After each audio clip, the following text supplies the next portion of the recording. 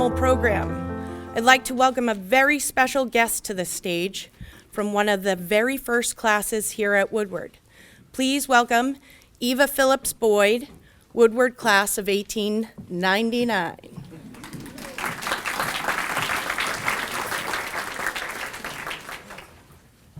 I want to say at the start that I had a very happy girlhood back there in the 90s, in which this school had a large share. While human nature does not greatly change, in many ways it was a different world than that of the Quincy of today. Consider that it was before the coming of the automobiles, before the world wars, before the arrival of the great shipbuilding industry that was to do so much to alter life in Quincy. It was before the arrival of the motion picture that was to penetrate every corner of the land, before women had the vote, before the use of electrical appliances in the home, before the general use of the telephone, and before a multitude of other developments that have affected daily life. But if you think that life was not interesting in the world upon which Woodward opened, you are mistaken. Quincy has always been a highly individual place in which to grow up, with its exceptional historic background, the variety of its terrain, tidewater, beaches, plains, hilltop, and its nearness to Boston. In the period of which I speak, only 1/5 as many people as now were living here on 1/4 as many dwellings. Thus I can remember open stretches of field, retired woodsy spots, empty shores, that have gone. For example, in the open acres behind the old Washington School, above Town River, children used to find sheets of violets in the spring, the heavenly blue birdfoot variety, and in summer trailing blackberries, all in lands now closely built upon. How I wish I could tell you in a few words the charm of those two tide rivers that came together at Quincy Point, Town River and Fall River, before their banks carried the heavy industry of today. How well I knew them both. Town River left the premises of my family home beyond our orchard and garden, and I had only to cross the street to the family estate of my inseparable friend, Alice Redding. I suppose all sub-teen girls have inseparable friends. To find myself on the shore of Fall River, a long stretch of it, but it was clover field and orchard, rose garden and tennis court. All her later ships would be building. In that time, from the Weymouth shore would come only the occasional sound of music from the picnic ground upon which the great Edison plant was to rise, or the rumble of a horse trotting over the old wooden planks of the Quincy Point Bridge. On a summer morning, we would ask each other, "Where shall we row today? Upon your river or mine?" Neither river had changed more than a little since 1850, when my father had been born at Quincy Neck, then Braintree Neck, in a house that was to be the first hospital of the Fall River Shipbuilding Company. A great deal of my girlhood is buried deep in memory below all that steel and concrete of today. But I must not linger there. As you all know, the great occupation of Quincy before the 20th century was the granite business, the quarrying and processing of the stone in the western part of the town.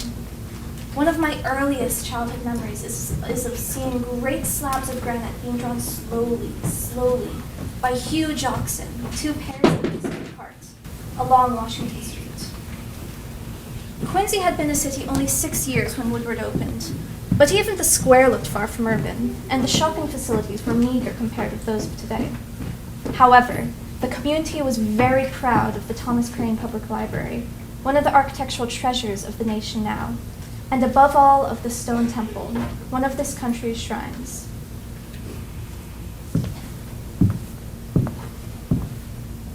There had been a time limit, 25 years, for getting the school in operation. Dr. Woodward had died in May of 1869, and the endowment, in the keeping of the town and in the city, was being allowed to accumulate. I happen to own a copy of the town report for the year ending February 1881. It contains no less than 3 pages of detailed transaction of the Woodward Fund, which must have added considerably to the task of the town treasurer. Incidentally, that same report carried in full the record of birth of no less than 15 girls who would one day be my schoolmates. As ever, when there's a time limit, projects take longer than anticipated, and there was grave danger that the school would not be ready to meet the requirements of the well. A lady, Mrs. Frederica Babcock, mother of daughters, was sufficiently public-spirited to let her voice be heard on the matter, although she had no vote. She so prodded the powers at City Hall that the building rose, Not complete, to be sure, but adequate to fulfill the terms of the will, and the school opened in March of 1894, just in time. There are the 6 classrooms, the offices and the library, I think, and of course the basement facilities. And there were girls ready to enter. I had been as eager to get my grammar school diploma as ever I was later to receive a college degree. So I waited until fall. How exciting was that opening day in September. I can remember that I had a new gingham dress for the occasion. How important we all felt getting acquainted with girls from different parts of Quincy. How fresh and shiny and new it was. Wholly impressive and beautiful, all its new wood and varnish and furniture. How delightful to have perfectly new school books and to own them. And, most of all, how wonderful were the teachers. The principal, Miss Carrie E. Small, had come to us from Plymouth, where she had been principal of the high school. As I look back, I realized that the teachers with whom she had surrounded herself were extraordinary, both in their number for so small a school, although it seemed very large to me then, and for their competence. The course of study was thorough, largely based on the best college requirements at the time. To these, other subjects were added for good measure, 6 grades in all, 5 for grammar school graduates. There was English, generous provision for it, more than once a day, with literature, grammar, and composition taught by Frances Lance, Wellesley graduate, who had studied under Kathleen Lee Bates, author of America the Beautiful. My warm friendship with her was to last throughout her long life of more than 90 years. There's mathematics in the form of algebra and geometry, which was taught by patient, charming Sarah Lane from Radcliffe. And there was that other Miss Lane, Georgiana, whose devotion to the school was to last beyond her life. I see her in memory now, not only pluckily using the walker of her last handicapped months, but young, tall, slender, topped with golden hair, fairly dashing about. In those days, she never seemed merely to walk. Her field was art. Her guarded compliment? That's not bad. There was Charlotte Franklin, also tall but dark-haired, with a beautiful, soft, husky voice, who tried to introduce us to scientific method, but who succeeded only in horrifying us by her dissection of a cat. And there was another Charlotte Burgess, who had come with Miss Small from Plymouth, and who gave instruction in typing and shorthand to those girls who were not going to college. She taught so well that her pupils, with their good English training added, were later able to fill excellent positions. There were well-taught foreign languages, ancient and modern, Latin and Greek, French and German, which reinforced our English. Edith Wilder was our first teacher of Latin and Greek. She had been well-trained at Boston University, whose strongest liberal arts departments were the classics and philosophy. I think that, thanks to her excellent teaching, I can still rattle off some of the rules of Latin grammar that stood me in good stead when I was younger, and helped me since to understand my own language as well as others. A German lady, whom I thought quite elderly, although she probably was not, started us in German, which had a higher prestige then than it has today.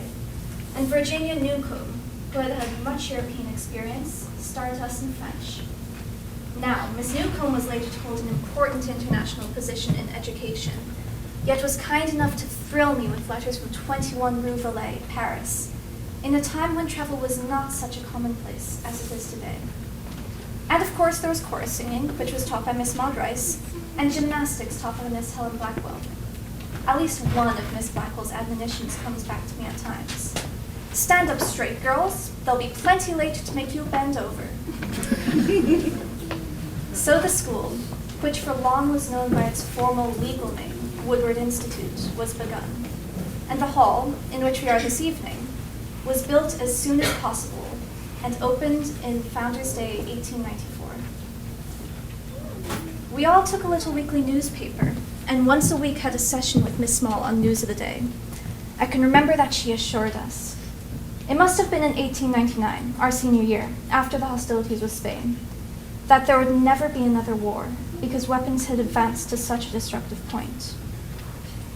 Each morning in the new hall, we all heard a reading of Scripture, and so started the day with a great thought, as from Psalms, "The heavens declare the glory of God." Or, if need had arisen for such a reminder, something like, "The tongue is a little member, and boasteth great things." In her short talks that followed, Miss Small instructed us often in points of behavior. Especially, we are admonished on the necessity for civic tidiness. "The world is not your wastebasket," Miss Small would say. And today, even if the subway were ankle deep in trash, I'm sure I would never add one shred to it, hearing her voice down the years. When I see fully grown students dropping candy papers as they go, sea litter thrown in our parks, bottles broken on our beaches, I wish that her words could be shouted from the housetops. And now, at the last, I'm going to let another long-ago Woodward graduate contribute through a letter another of Miss Small's favorite teachings. It comes about as follows. When Woodward opened in March of 1894, there entered the 6th class a little girl with flying, honey-colored hair named Helen Baxter. She was a most vivid, active youngster, and, with her inseparable companion, Eleanor Randall, could and did do many things that girls of her time did not usually do, such as play football. Helen's older sister Clara, of a different type, with face like a Madonna, entered with advanced standing to prepare for college in 2 years, and to be the second girl to receive a Woodward diploma. Now Helen, whom I have not seen since we left school, has lived in France for many years, and by chance a little published piece of mine came into her hand, because of which she wrote the letter of which the following is a part. It is dated from Paris. How well I remember you at Woodward. More and more I realized what a wonderful, unusual school it was, and what a remarkable principal we had in Miss Small, who was years ahead of her time. Her putting on our honor in going to or coming from classes, her morning talks bringing us back to order when we needed it. Do you remember how she insisted upon our giving good attention to speakers, not to turn around even if someone came in with squeaking boots? And I must add this. At Vassar one day, the French professor took charge of the morning chapel. At one point he said, "Lord, enable us to develop our characters."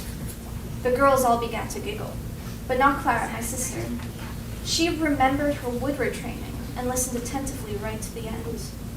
Upon returning to her room, she found a note asking her to go to the president's office. She wondered if she was going to be disciplined for something. There was the French professor. The president explained that he had been so pleased and helped by her close attention that he had wished to thank her personally. The letter continued. My sister wrote home telling us all about it, and the letter was published in the well-remembered ledger.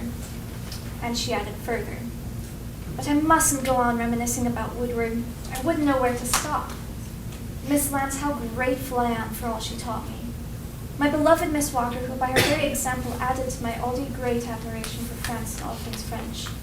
And Miss Cowell, through her Latin and Greek classes, I came to love the classics. To name only 3. Such was my recent letter from one who has lived long and far away from Woodward. I want to add too, it is my hope that 50 or 60 years from now, Woodward girls will be recalling with gratitude what they're receiving here and now. The present teachers, as were those of the past, are guiding their pupils individually towards choices of lifelong value. My warmest greetings go out to you all. Thank you.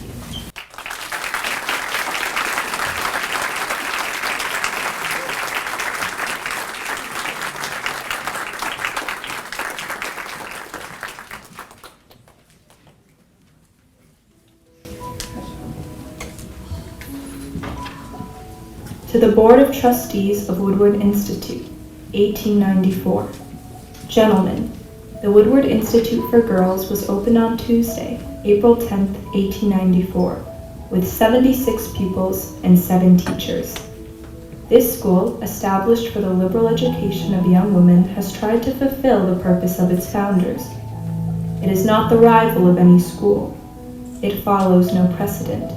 It marks out its own pathway. It is essentially a homeschool. The young women are taught to feel themselves members of one large family and to do their best work in the sunshine of loving interest. To be is greater than to know. Respectfully submitted, Carrie E. Small, Principal.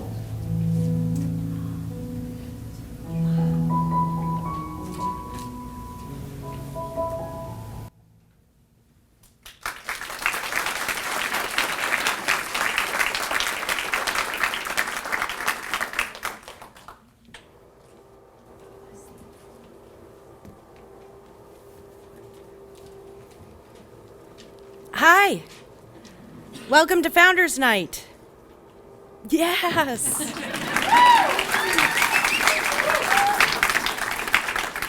I am Miss Toomey, Artistic Programming Director and Upper School English teacher. We are honored to welcome all of you, students and families, faculty and trustees, alumni and guests, to what is essentially our home, where we, the Woodward School community, continue to strive to do our best work because of that sunshine of loving interest that has filled these rooms since 1894. Tonight we honor our founders, Mary Rowe Greenleaf and Dr. Ebenezer Woodward, for their generosity and vision by celebrating our school's history, education and educators, and those who came before us who inspire us to learn so we may lead. Our program consists of traditions and performances that tell our story. We began this evening with a look back at where we started. And can we give another round of applause for Eva Phillips Boyd / Zoe Marr. Just thinking about that, sense of home. She came home for spring break and did this, which is wonderful. I made her put in another line to the speech about when this room was built, when they got it off the ground, and it was 1897, Founders Day 1897. So we were just trying to throw in a little bit more history. And so she fumbled it. She fumbled, said 1894, but that's my fault, okay? Because we were sneaking that in. It was plagiarism. Okay? Sorry, Eva. So, traditions. We began this evening with a look back, as we stated already. Now we begin our formal program with tradition, Latin declamation. As we learned from Eva's opening remarks, Latin has been a staple of our curriculum since its inception. In fact, Founders Day 1896, students declaimed from some of the poets we'll hear tonight from our Upper School Latin 2 class prepared under the direction of Miss West. With no Snapchat or TikTok to keep them scrolling for hours and few books to enlighten or inspire them, the ancient Romans relied largely on one source for all these things, the spoken word. Poets like those you will hear tonight were welcome guests at dinner parties, and silver-tongued storytellers could be found throughout the forum on a pleasant day. In this time-honored tradition, our Latin 2 students will now share with you some short pieces that they have chosen to declaim. Logan Joseph will start tonight with a sweet little verse by the poet Catullus. Odi et amo, quare id faciam fortasse vocuris, nesceo, sed sentio et excrucior. In English this means, I hate and I love. Why do I do this, perhaps you ask? I do not know, but I feel it happening, and I am tortured.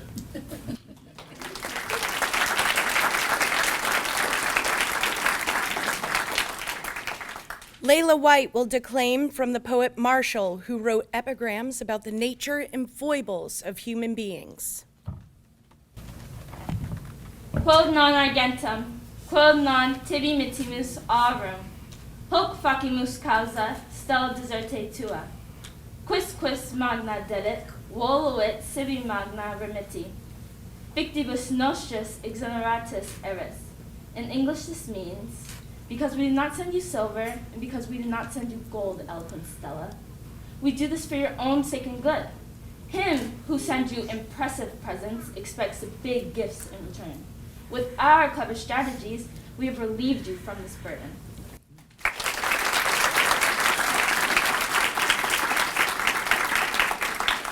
Rosalie Carter has chosen to share with us the reaction of the poet Horace upon learning of the death of Cleopatra. Nunc est bibendum, nunc pide libero, Pulsanda Toulouse, Nunc Salearebus, Ornare Pulvinar, Diorum, Tempus, Arat, Dapibus, Sodales. Ausa et Jacentem, Vesere, Regeum, Voltau, Sereno, Fortis et Asperas. Tractare, Serpentes, ut atrum, corpore, conbiberet, venenum. Non humilis, mulier, triumpho. In English, this means, now's the time for drinking deep, and now's the time to beat the earth with unfettered feet. The time to set out the God-sacred couches, my friends, and prepare a Salian feast. This Cleopatra dared to gaze upon her fallen kingdom with a calm face and touch the poisonous asps with courage, so that she might drink down their dark venom to the depths of her heart. No ordinary woman, yet queen no longer.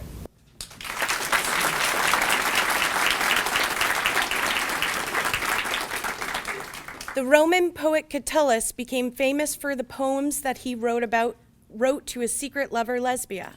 Here's Naihima Montalban to declaim one of his most famous. Vivamus, mea lesbia, aquea memus, rumor est senum serviorum, omnes unius, aesimemus assis. Soles occidere et redere posunt, nobis cum semel, occidit brevis lux, nox est perpetua una dormienda. Dami basia mille, den decentur, den mille atra, den secunda centur, den de atra mille, den decentur, den cum millia multiplicarimus, contubabimus illa ne sciamus, aut nequis malue, admittere posit, cum tantum sciat esse basimorum. In English, this means, let us live, my Lesbia in love. In the rumors of our stern old men, let us value them at just 1 penny. Suns may set and rise again. But for us, once the brief light has set, an eternal night must be slept. Give me 1,000 kisses, then 100. To give me another 1,000, then a second 100. To give me yet another 1,000, then another 100. Then, when we have performed many thousands, we shall shake them into confusion, in order for us to lose count, in order for no evil men to envy us. For no one will know how many kisses there have been.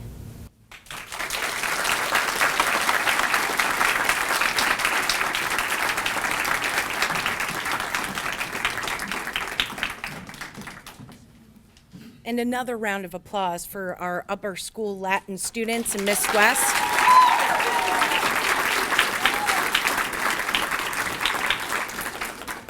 As you can see at Woodward, we recognize that work in memorization and declamation are valuable skills, as many of our alumni here can attest. As part of the middle school ELA curriculum, each year grade 8 students study and memorize poetry by an eclectic group of exceptional authors. Under the direction of our 8th grade English teacher / assistant head of school, Miss Peterson, this tradition continues. The poem you will hear tonight has become a precious Woodward tradition that connects classes together. Please welcome our class of 2027.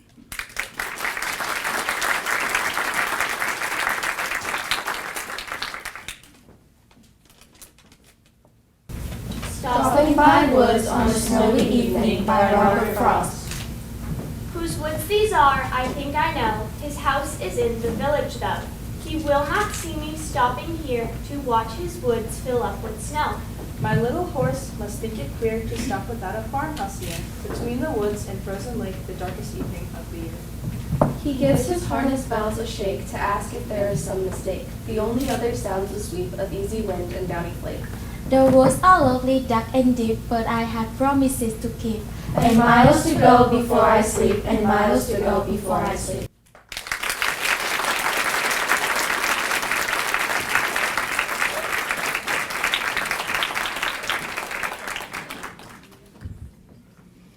Please give another round of applause for Miss Peterson and grade 8 students. This year, we have implemented an academic integrated arts program into our upper school curriculum. Language and Performance is a once-weekly lab program where students not only hone their public speaking and presentation skills, they also explore the art of storytelling through multiple mediums by discovering and applying their artistic talents to collaborative as well as individual performance projects. Collaboration is a key component to creating beautiful stories. And I have been so fortunate to have such an amazing partner in this endeavor, Miss Chameleon, our visual arts instructor, and always giving both of us endless help, Mr. Arans. And I'm going off the cuff now, okay? I got to tell you a little story. So, you know that video we did after Eva Phillips Boyd, and so that only took a little bit, only 3,000 photos or whatever to go through. Well, no big deal. But we got there, and I asked Mr. Arans for a little help putting Jackie Andrade's voice to the slideshow, and I said, do you think maybe we could put a little music in there? And he said, of course. And I said, could you get something in there like something that does this? Like it's up here. And, you know, he was like, put something on there right away that was perfect, okay? So, you know, this is how we build stories. We've got to collaborate with each other, and this is what that program is. So thank you, Mr. Arans.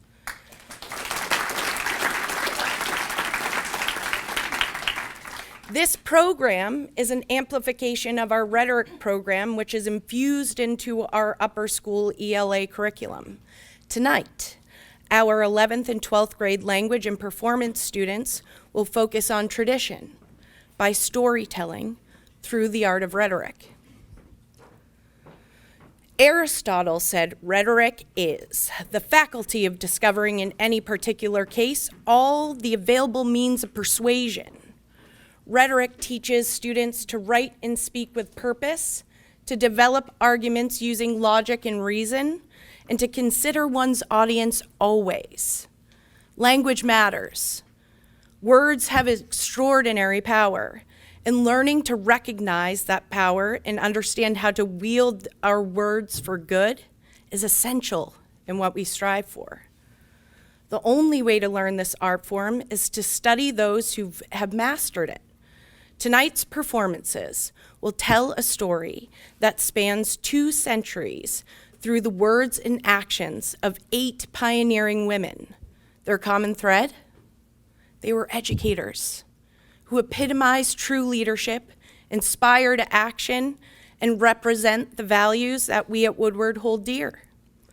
History, I'm not done. Did somebody clap? You're not clapping me off tonight, okay?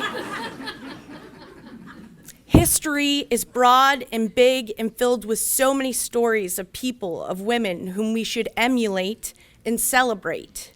Our lens tonight is this big. It's like this big. It's really small. It's teeny tiny. It's a sliver of the past. Our goal is to expand that lens a little more each year. So you have to come next year. And so let us begin.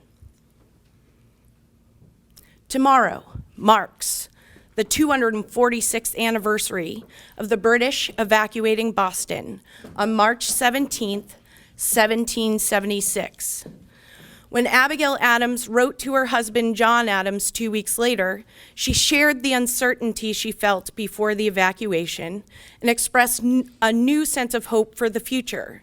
Knowing that John was busy at Congress arguing for independency, she appealed to her dearest friend to remember the ladies when planning a new government. Our awesome 12th grader, Hannah Autry, shares the letter with us tonight. I wish you would ever write me a letter half as long as I write you. I feel very differently at the approach of spring to what I did a month ago. We knew not then whether we could plant or sow with safety, whether when we had toiled we could reap the fruits of our own industry, whether we could rest in our own cottages, or whether we should not be driven from seacoast to seek shelter in the wilderness. I feel a gaiety at a quarter which before I was a stranger. I think the sun looks brighter, the birds sing more melodiously, and nature puts on a more cheerful countenance. We feel a temporary peace, and the poor fugitives return to their deserted habitations. I long to hear that you've declared an independency, and by the way, in the new code of laws, which I suppose it will be necessary for you to make, I desire you would remember the ladies, and be more generous and favorable to them than your ancestors. Do not put such unlimited power into the hands of the husband. Remember, all men would be tyrants if they could. Particular care and attention is not paid to the ladies. We are determined to foment a rebellion, and shall not hold ourselves bound by any laws in which we have no voice or representation. That your sex are naturally tyrannical is a truth so thoroughly established as to admit of no dispute. But such of you as wish to be happy willingly give up that harsh title of master for the more tender and endearing one of friend. Why then not put it out of the power of the vicious and the lawless to use us with cruelty and indignity with impunity? Men of sense in all ages abhor those customs which treat us only as the vassals of your sex. Regard us then as beings placed by Providence under your imitation and protection of the Supreme Being. Make use of that power only for our happiness.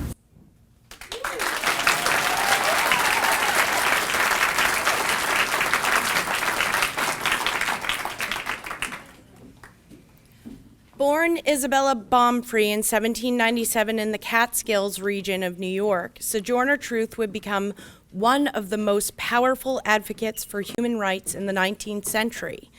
In 1843, she changed her name to Sojourner Truth because, as she told her friends, the Spirit called her to preach the truth. And she set out and she did just that. In May of 1851, Truth attended the Ohio Women's Rights Convention in Akron, where she delivered her famous extemporaneous speech on women's rights. This speech would become known as Ain't I a Woman when it was published 12 years later by Frances Gage. Tonight we will hear a truer version of Truth's speech, published just a few weeks after it was delivered. Truth's speech demanded equal human rights for all women. She also spoke as a former enslaved woman, combining calls for abolitionism with women's rights, and drawing from her strength as a laborer to make her equal rights claims. Here is our star, Star Pierre.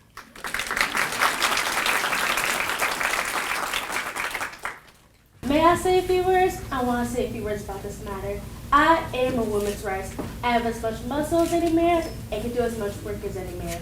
I have plowed, reaped, husked, chopped, and mowed. And can any man do more than that? I've heard much about the sexes being equal. I can care as much as any man and can eat as much as one too if I can get it. I am as strong as any man that is now. As for intellect, all I can say is, if women have a pot and men a quart, why can't she have her little pot full? Don't be afraid to give us our rights, for if we were to take too much, because we can't take more than our pan will hold. The poor man seems to be all confusion and don't know what to do. Why, children, if you have women's rights, give it to her, and you'll feel much better. You'll have your own rights, and there won't be much trouble. I can't read, but I can hear. I've heard in the Bible that women cause men to sin. Well, if women do make the world upset, do give her a chance to set it right side up again. The lady has spoken about how God was created and how women has birthed him, and she was right. And how came God into the world? Through God.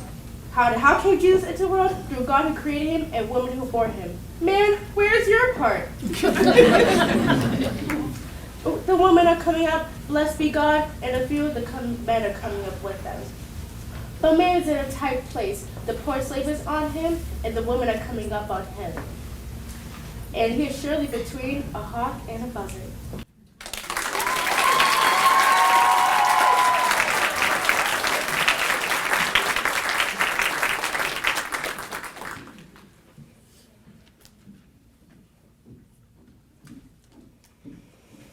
Unequivocally, one of the most pioneering and courageous women in our nation's history, Harriet Tubman continues to inspire awe generation after generation. After escaping enslavement in Maryland, Harriet would return over a dozen more times to help others escape to freedom. And that was just the beginning. Harriet would help the Union Army during the Civil War, and lesser known, she became a strong advocate for women's suffrage and toured the North, giving speeches advocating for women's rights, including right here in Boston. Tonight we will hear an excerpt of a poem written by Margaret Walker in 1944. The editing and delivery were inspired by Maya Angelou's reading of the poem. Our extraordinary Kendall Joseph and magnificent Nyla Montalban not only honor Harriet, but also Margaret Walker and Maya Angelou.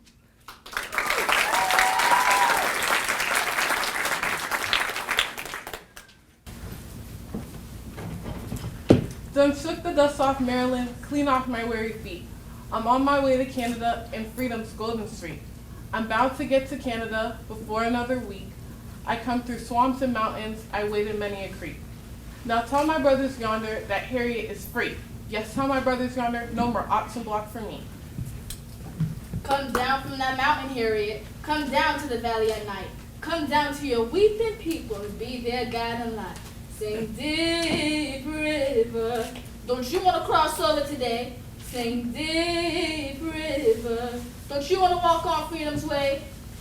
I slow down in the nighttime, I come back in the day. I slow down to my Maryland to guide the slaves away. You better run, brave Harriet. There's bits of money ahead. You better run, Miss Harriet. They want you alive or dead. I went down the valleys yonder, searching around the hills. They got a posse after you, around through the hills. They got bloodhound smell. They got their guns cocked to you. You better run, Bull Harriet. The white men's after you. They got $10,000. Put on your cold black head. They'll get $10,000. They mad because you fled. I'm Harriet Tubman, people. I'm Harriet the slave. I'm Harriet free woman, and I'm free beyond my grave. Come along with Harriet, children. Come along to Canada. Come down to the river, children, and follow the Northern Star. I'm on my way to Canada with hundreds more besides. Come along to Harper's Ferry. Come along to brave John Brown. Come along with Harriet, children, and come to Million Strong. I know the mighty John Brown. I know Fred Douglass too. Enlisted abolitionists beneath the Union blue. I heard the mighty trumpet that led the land to war. I mourned for Mr. Lincoln and saw his funeral car. Come along to freedom, children. Come along to Million Strong. Come along with Harriet, children, and come to Million Strong. I'm Harriet Tubman, people. I'm Harriet the slave. I'm Harriet free woman, and I'm free beyond my grave.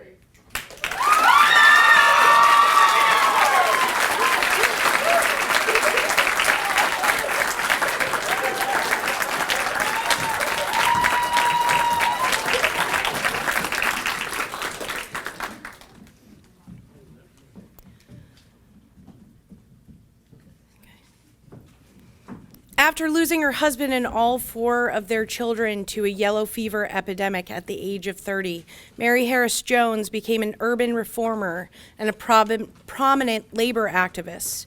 Known affectionately as Mother Jones, she never remarried but worked tirelessly to improve the living and working conditions of the urban laboring class, touring the country with her caustic speeches.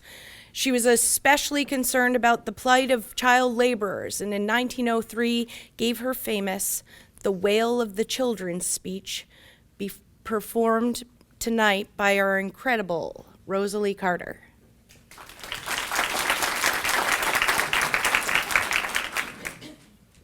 In the spring of 1903, I went to Kensington, Pennsylvania, where 75,000 textile workers were on strike.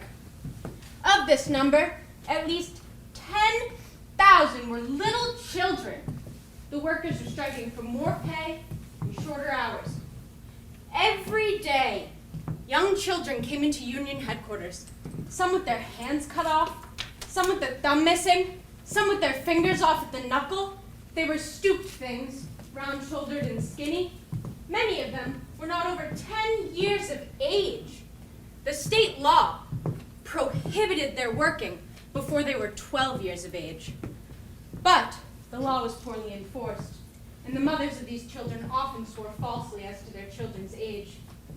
In a single block in Kensington, 14 women, mothers of 22 children, all under 12, explained it was a question of starvation or perjury, that their fathers had been killed or maimed at the mines. I asked the newspaper men why they didn't publish the facts about child labor in Pennsylvania. They said they couldn't, because the mill owners had stock in the papers. Well, I've got stock in these little children, said I, and I'll arrange a little publicity. I assembled a number of boys and girls in Independence Park one morning, and from there we arranged to parade with banners to City Hall where we would hold a meeting. A great crowd gathered in the public square in front of City Hall. I put the little boys with their hands crushed and maimed on a platform. I held up their mutilated hands and showed them to the crowd and made the statement that Pennsylvania's mansions were built on the broken bones, the quivering hearts, and the drooping heads of these children. That their little lives went out to make wealth for others. That neither state or city officials paid any attention to these wrongs. That they did not care. That these children were to be the future citizens of the nation. The City Hall officials were standing by the open windows. I held the little ones of the mills high above the heads of the crowd and pointed to their puny arms and legs and hollow chests. They were light to lift. The matter quieted down for a while, and I concluded the people needed stirring up again. The Liberty Bell that a century ago rang out for freedom against tyranny was touring the country, and crowds were coming to see it everywhere. This gave me an idea. These children were striking for some of the freedom that childhood ought to have. I decided the children and I would go on tour. We carried banners that said, "We want more schools and less hospitals. We want time to play. Prosperity is here. Where is ours?" We started from Pennsylvania to see President Roosevelt to ask him to have Congress pass a law prohibiting the exploitation of childhood. I thought that President Roosevelt might see these mill children and compare them with his own little ones who are spending the summer on the seashore at Oyster Bay. We want President Roosevelt to hear the wails of the children who never have a chance to go to school, but work 11 and 12 hours a day in the textile mills of Pennsylvania, weaving the carpets that he and you walk upon, and the lace curtains in your windows, and the clothes of the people. 50 years ago, there was a cry out against slavery, and men gave up their lives to stop the selling of black children on the block. Today, the child is sold for $2 a week to the manufacturers. We marched down to Oyster Bay, but the president refused to see us, and he would not answer my letters. But our march had done its work. We had drawn the attention of the nation to the crime of child labor. And while the strike of the textile workers in Kensington was lost, and the children driven back to work, not long afterward, the Pennsylvania legislature passed a child labor law, sending thousands of children home from the factories and keeping thousands of others out of the mills until they were 14 years of age.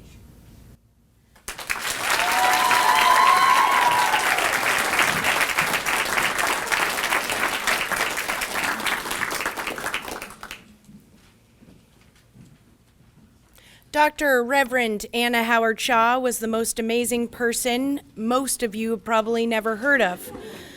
Born in 1846, Anna Howard Shaw attended Boston University School of Theology in 1878. She became one of the first ordained female ministers in the country, although she was not able to practice in Massachusetts because she was a woman. She also attended BU's medical school, but never practiced because she took up the cause for temperance and suffrage. We will hear excerpts from her 1915 speech, The Fundamental Principle of a Republic, performed by our exceptional Leah Terry and incomparable Jackie Andrade.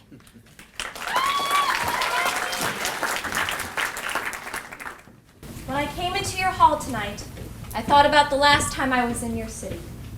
21 years ago, I came here with Susan B. Anthony. for the exact same purpose as that for which we are here tonight. Boys have been born since that time and have become voters. And the women are still trying to persuade American men to believe in the fundamental principles of our democracy. For the only thing women's enfranchisement means at all is that a government that claims to be a republic should be a republic and not an aristocracy. The difficulty with discussing this question with those who oppose us is that they make any number of arguments, but none of them have anything to do with women's suffrage. They always have something to do with something else. Therefore, the arguments which we have to make barely have anything to do with the subject, because we have to answer our opponents who escape as far as possible in order to have any reason in connection with what they say. When suffragists are feminists, and when I ask what that is, no one is able to tell me. I would give anything to know what a feminist is. They say, would you like to be a feminist? If I could find out, I would. You either have to be masculine or feminine, and I prefer feminine. Then they cry that we are socialists and anarchists. Just how one could be both at the same time, I really do not know. If I know what socialism means, it means absolute government, and anarchism means no government at all. So we are feminists and socialists and anarchists, and Mormons are spinsters. Now, as a matter of fact, as a unit, we are nothing. But as individuals, we are like all other individuals. We have our beliefs, our theories. But as suffragists, we have but one belief, but one principle, but one theory. And that is the right of a human being to have a voice in the government under which he or she lives.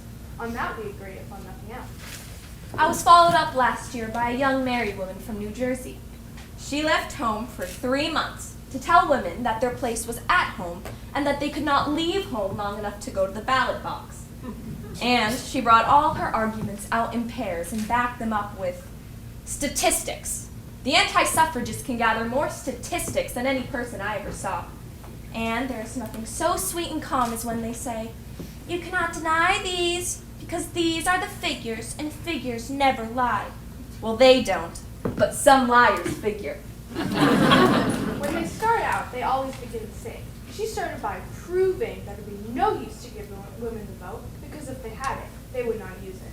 And she had statistics to prove it. If we would not use it, then I really cannot see the harm in giving it to us. Then the young lady, unfortunately for her first argument, proved by statistics, of which she had many, the awful results in which women had to vote. What awful laws have been brought about by women's vote, and the conditions that prevail in the homes, and how deeply women get interested in politics. Because women are hysterical and we cannot think of anything else. We'll just go to the polls and forget our families and cease to care for our children and cease to love our husbands. Just go to the polls and vote and keep on voting 10 hours a day, 365 days out of the year. Never let up. If we ever get to the polls once, you will never get us home. Okay, so that the women will not vote and will not do anything but vote. Okay, then they will tell you that if women are allowed to vote, it will be at a great expense. And no use, because wives would vote just as their husbands do. Even if we have no husbands, we would vote just as our husbands would vote if we had one. How I wish the anti-suffragists could make men believe that. If they could make men believe that women would vote just as they wanted them to, do you think we'd ever have to hold another meeting or make another speech? We'd have to vote, whether we wanted to or not. And then the very one that will tell you that women will vote as their husbands will tell you in just 5 minutes that women will not vote as their husbands will. And then the discord in the homes and the divorce. A gentleman told me out in California, and while he was talking, I had a wonderful thing pass through my mind, because he told me that he and his wife had lived together for 20 years, and never once had a difference of opinion in the whole 20 years. And he was scared that if women were allowed to vote, that his wife would vote differently from him. And then that beautiful harmony which they had created for 20 years would have been broken. And all the while he was talking, I couldn't help but think which was the idiot, because I knew 2 intelligent human beings could not live together for 20 years and never once have a difference of opinion. While he was talking, I looked up at that splendid type of manhood and thought, how would a man feel being tagged up by a little woman for 20 years saying, me too, me too. Then the belief that women would not vote and not do anything else. And that wives would vote just as their husbands and would not vote just as their husbands. That women have so many burdens that they cannot bear another burden, and that women are the leisure class. Then they tell us that we should not vote because we have not the time, We are so burdened we can't take another burden. Then, if that is so, I think we ought to give the women the vote instead of the man, because we pay men anywhere from a third to a half more than we do women. It would be better to use up the cheap time of the woman than the dear time of the man. And speaking of time, you'd think it took about a week to vote. A dear good friend of mine in Omaha said, "Now, Miss Shaw," and she held up her child in her arms, "is this not my job?" And I said, "Why, it certainly is." And she said, "How can I go to the polls and vote and neglect my baby?" And I said, "Has your husband a job?" And she said, "Why, you know he has." And I said, "Yet your husband said he was going to leave work and go to the polls and vote." And she said, "Why, yes, he's very interested in election." And then I said, "What an advantage you have over your husband.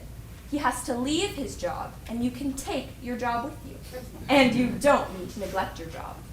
Is it not strange that the only day a woman might neglect her babies on election day? And then the dear old aunties will hold up their hands and say, 'You have neglected your baby!'" A woman can belong to a whist club and go once a week and play whist, but she cannot take her baby to the whist club.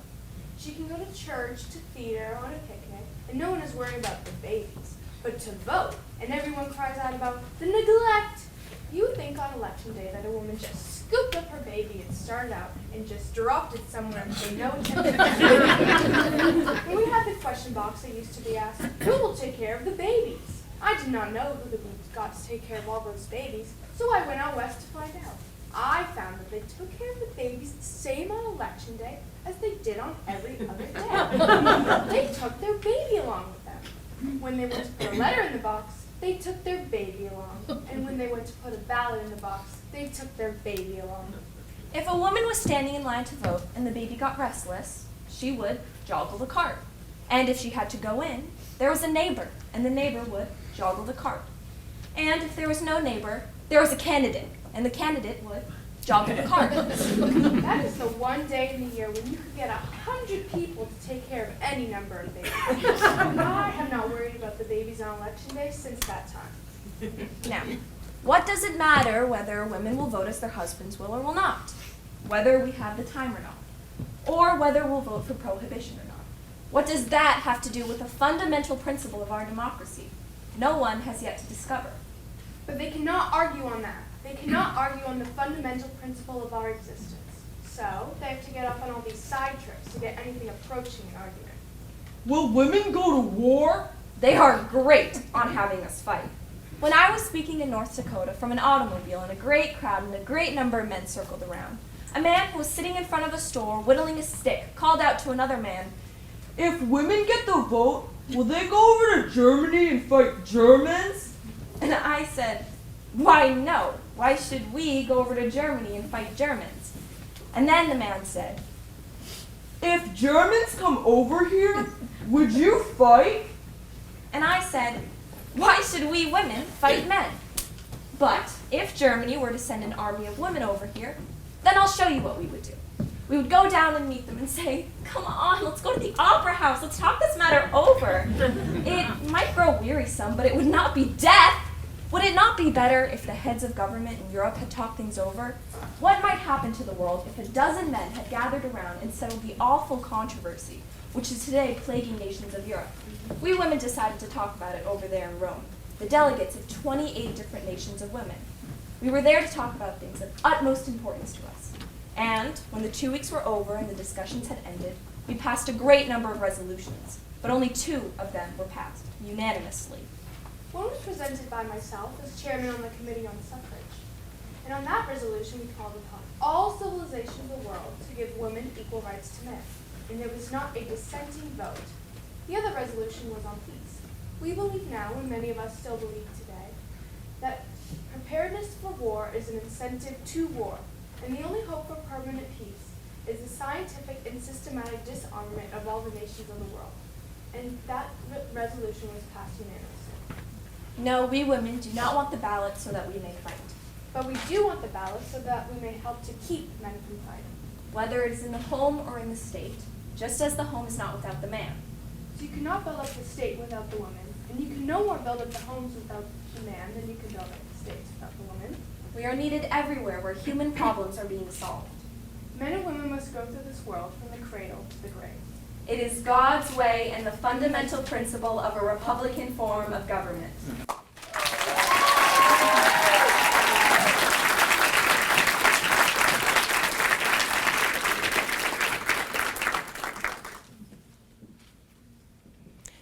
Mary McLeod Bethune was a preeminent leader of the 20th century who tirelessly advocated for civil rights and education. In 1904, she opened an all-girls school, the Daytona Literary and Industrial Training School, which would become and is now Bethune-Cookman University. Dr. Bethune was a national and international figure for so many reasons, including counseling U.S. presidents and playing a role in the founding of the United Nations. Tonight, we hear an excerpt from her philosophy of education delivered by our fabulous Brianna Francois.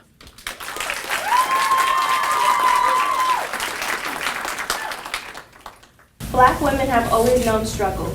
This heritage is just as much to be desired as any other. Our girls should be taught to appreciate it and welcome it. Let mine be a hardy soul that wins by mettle and fairness and pluck. A heart with the freedom of soaring winds that never depends on luck. This characteristic should be sought in that ardent way. Every black girl should pray for that pioneering spirit. Let her arithmetic, history, economic, and whatnot be taught with the zeal of struggle, the determination to win by mettle and fairness and pluck. For such she leaves the school life and enters the life school. God give us girls now, the time demands. Strong girls, good girls, true girls with willing hands. Girls whom the world's gold cannot buy. Girls who possess an opinion and a will. Girls who honor and will not lie. Girls who can stand before the motley crowd and down its treacherous flatteries without winking. Tall girls, sun-crowned girls, whose voices cry aloud and give us a challenge to the whole world's thinking.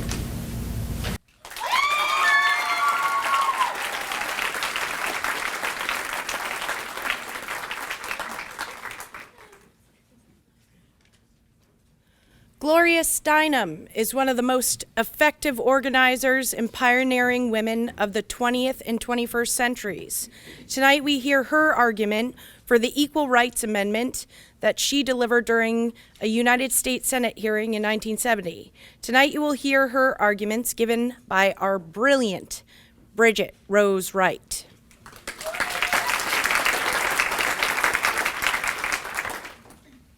My name is Gloria Steinem.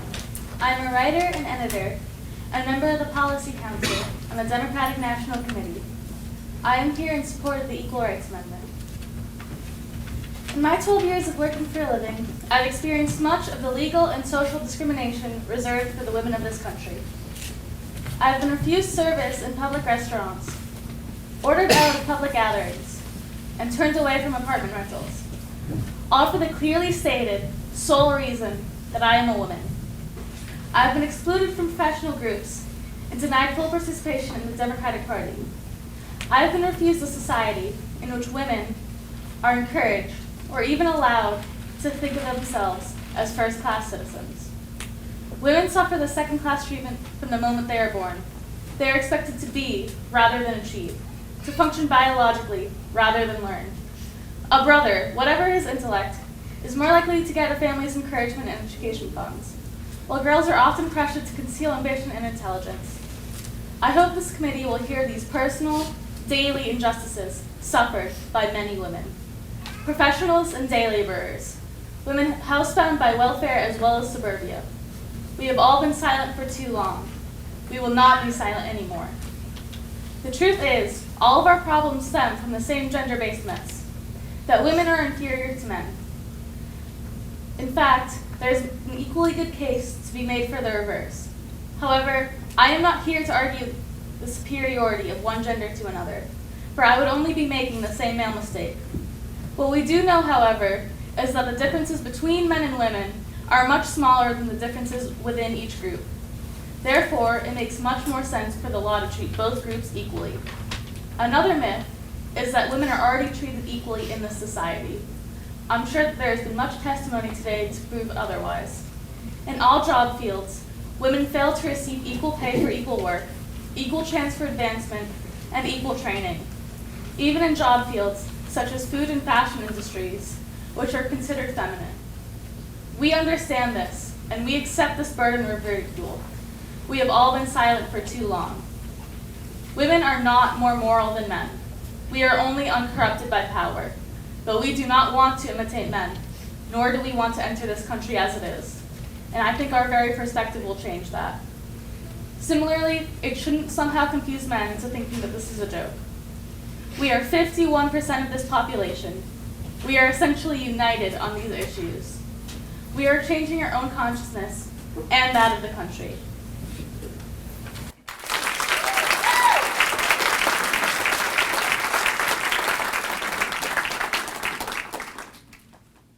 And the fight for recognition of the ERA continues to this day.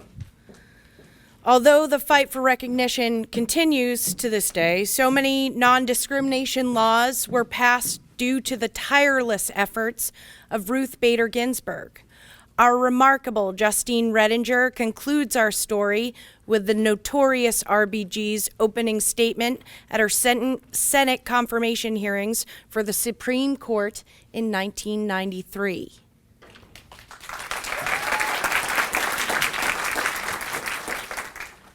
I am, as you know, from my responses to your questionnaire, a Brooklynite, born and bred.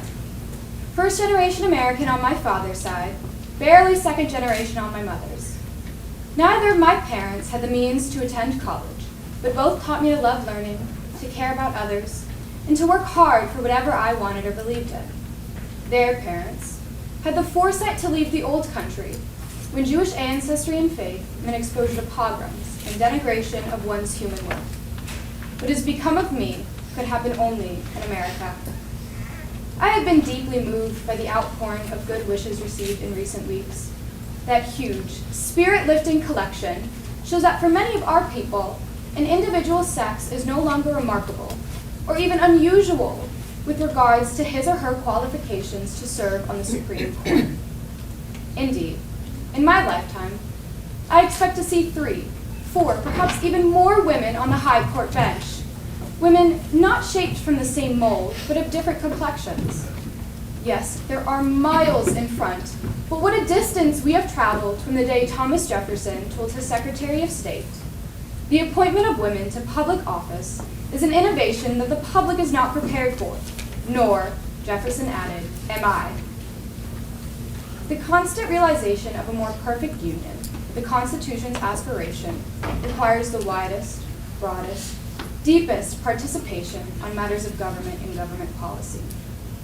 One of the world's greatest jurists, Judge Learned Hand, said that the spirit of liberty that imbues our Constitution is found first and foremost in the hearts of men and women that compose this great nation. Judge Hand defines spirit in a way that I fully embrace, as one that it is not too sure that it is right, and so seeks to understand the minds of other men and women, and to weigh interest alongside its own without others.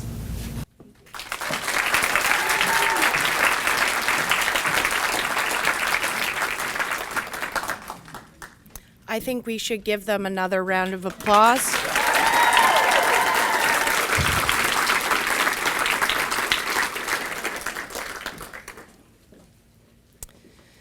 Each year, 11th grade students from Mr. Gilday's U.S. History course spend months researching and developing a 10-page thesis-driven argument on a topic of their choosing.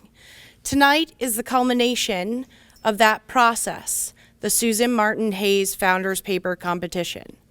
Ms. Hayes was a beloved history teacher at Woodward from the late 1970s till 1998. Ms. Hayes institutionalized the Founders Paper as a rite of passage for the junior class. Upon her sudden passing, members of the Woodward community endowed 2 scholarships in Ms. Hayes' name, one going to the Founders Night Prize winner, the other will be awarded later to a graduating senior.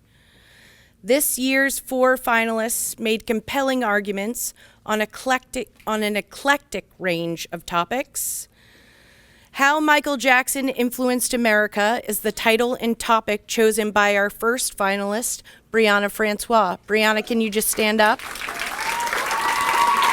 Give a wave. Michael Jackson is an iconic figure in American music's history, influencing nearly all modern musicians in some way. Brianna digs deeper into his influence, showing how Michael Jackson changed the way music was consumed in the 1980s and 90s by single-handedly changing the destiny of MTV. Disparities African Americans face because of slavery is our next finalist title, written by Star Pierre. Star, please stand. Rather than focusing on the obvious inequalities in modern society, Star sheds light on the echoes of slavery in often overlooked places, such as access to equitable medical care, the creation of modern stereotypes, and the geography of modern American cities. America's targeting of marginalized groups in human experimentation is our third finalist title, written by Leah Terry.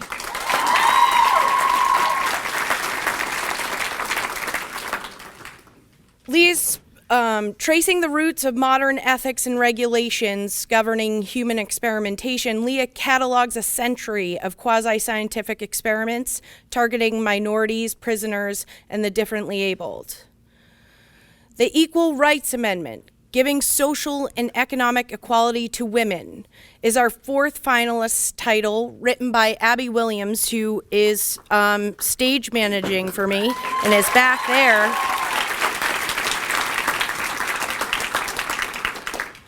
While some might argue women gain full equal rights with the passage of the 19th Amendment, Abby traces persistent economic and social inequalities despite the constitutional enshrinement of political equality.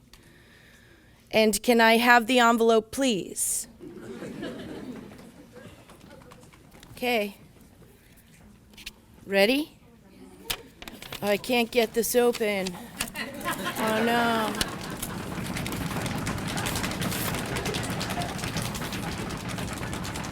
Now I really can't get it off. Okay. And the winner is Abby Williams.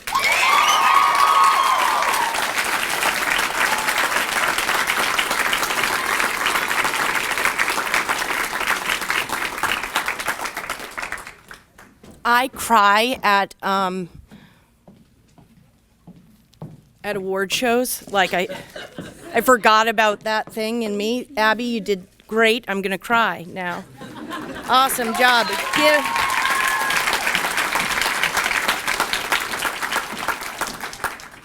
Another round of applause for all the 11th graders.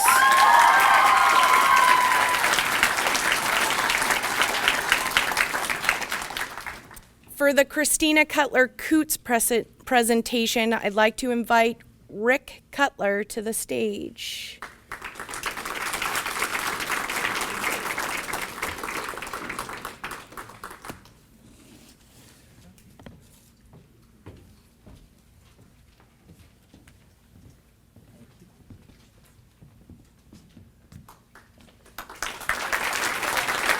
Thank you, everyone. Thank you. Before I start, let's just get one more round of applause for all of the students who are up here and all the rest of you. Every year, I am so impressed. Every year.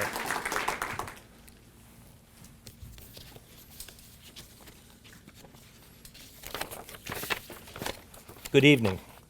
My name is Richard Cutler, and I'm here tonight to present the Christina Cutler Coots Award that the Woodward trustee Ellen Jacobs created years ago in memory of my sister, Chris.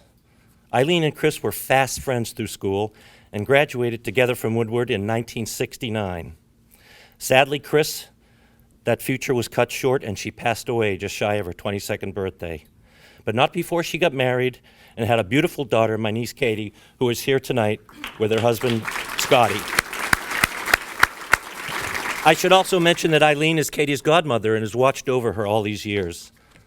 A lot has happened since 1969, and while I'm up here and have the floor, I'm going to use what's called the bully puppet to talk to you students about the most pressing issue you face. In fact, it's the most important issue for all of human civilization. It's climate change. I prefer to call it climate disruption.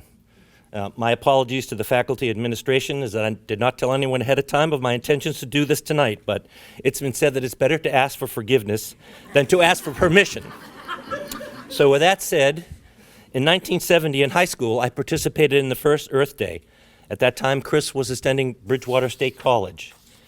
In 1972, Chris got married and was giving birth to her daughter, Katie. That year, I was a freshman at George Washington University and took a class about Rachel Carson's book, Silent Spring, and I'm hoping that's required reading for all of you. After we lost Chris, life was hard. But what I learned from her death is how fleeting life is, and I've used that knowledge to try and make the best of my own life. About 15 years ago, I studied climate science. I've read upward of 350 books on the topic.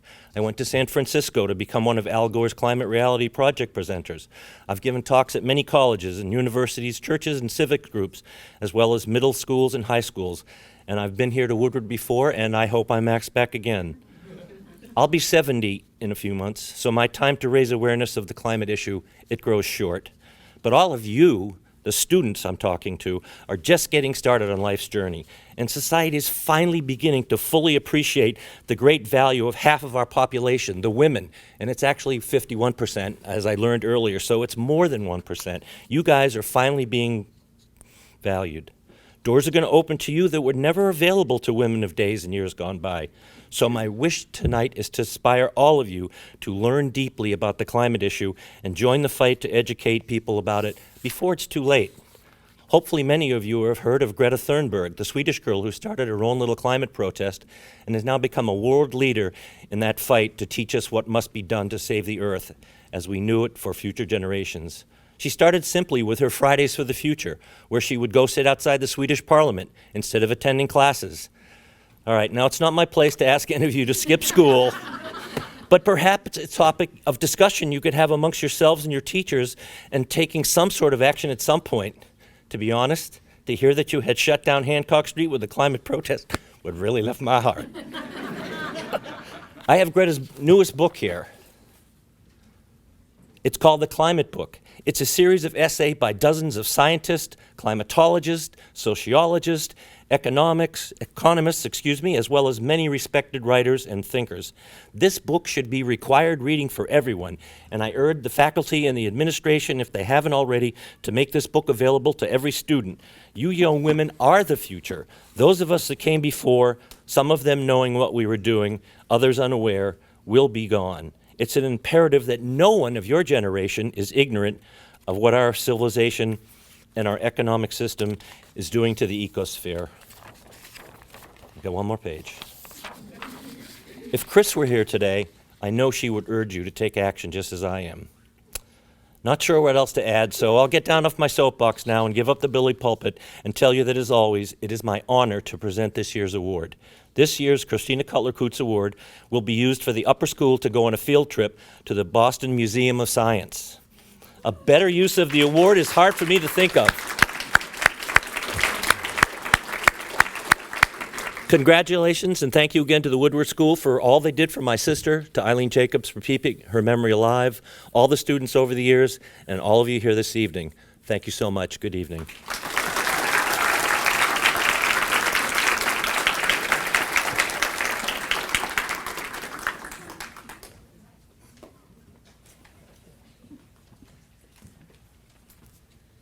Thank you, Mr. Cutler. And before I bring Mr. McGay up, I just want to say how awesome are these guys over here. What a wonderful,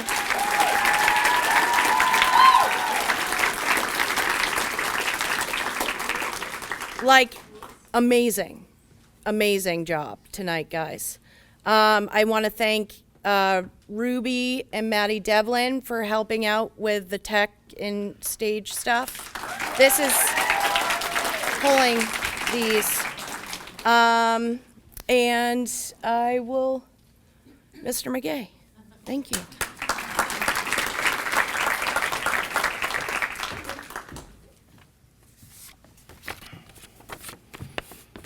Wow, I love coming to work here every day. Can you believe this? What an amazing, yeah. What an amazing community that we have the opportunity to come to every day. I have a lot of thank yous to hand out today. We started earlier in the day, we walked down Hancock Street to the cemetery to lay flowers on the grave of Ebenezer and Mary Greenleaf Woodward.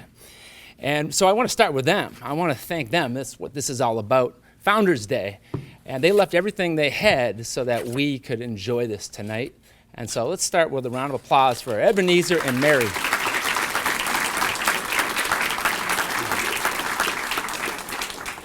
And how about Miss Toomey? Oh my God.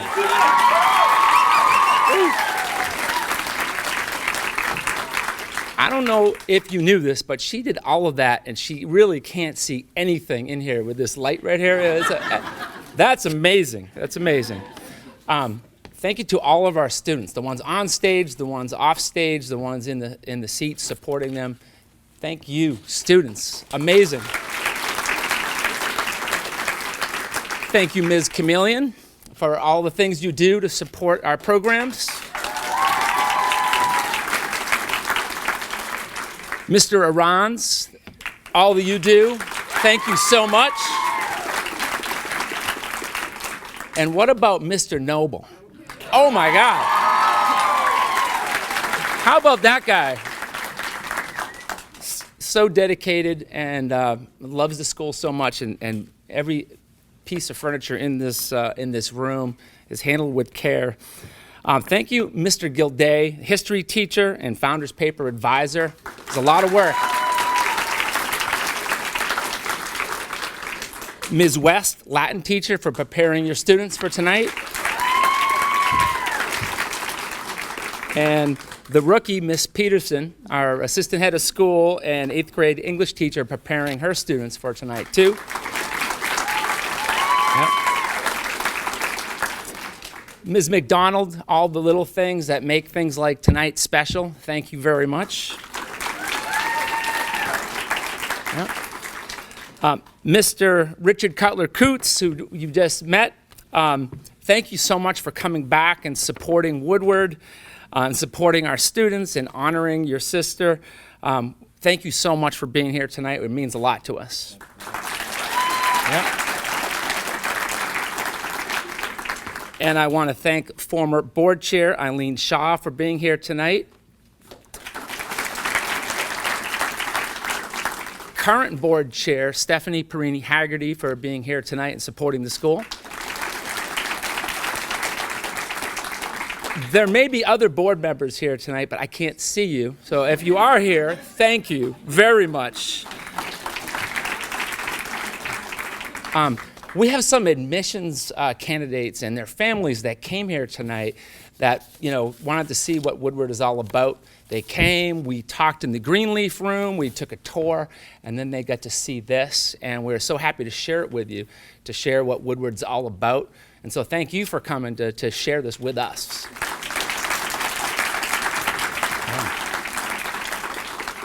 Thank you, Zoe, and any other alumni that are here tonight. Thank you so much. Incredible job tonight, Zoe. Yep. And of course, parents, grandparents, friends, thank you all for coming out tonight. It wouldn't be the same without you. This is a really special night, and you made it special.